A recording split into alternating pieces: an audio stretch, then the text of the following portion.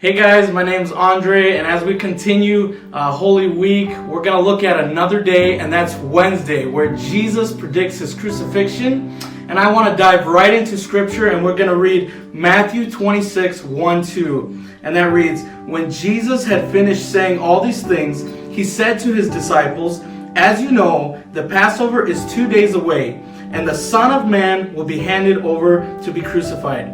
You know, what's interesting is that we know Jesus was human in the flesh, and we know that he had his own thoughts, he had his own feelings, and he can feel physical pain. And I can only imagine knowing that there's going to be a sacrifice, a certain pain to go through. For any of one of us, that would just be overwhelming. And when we continue, we read verses 3 and 5, it says, it talks about how the Jewish leaders were planning to arrest Jesus and actually secretly kill him. And looking even deeper, we see that a woman comes to anoint Jesus, and she comes to him with an expensive perfume, and she pours that perfume on his head. And his disciples see the woman, and they're kind of upset with her and start asking her, you know, why waste such a perfume? Why not sell it for such a high price and give the money to the poor? But that's not the way that Jesus saw her. He saw a woman who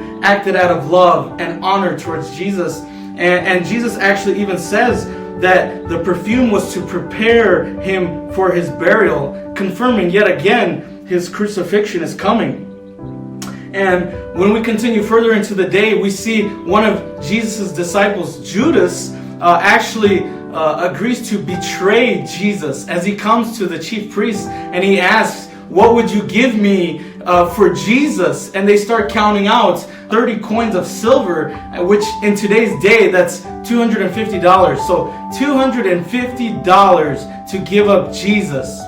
And although Wednesday, it wasn't one of these crazy eventful days, but when I read through, I see a man, Jesus, who, knowing his death is coming, who is not running around with anger and yelling at people, but is calm and humble. And it's like this peace is just surrounding him.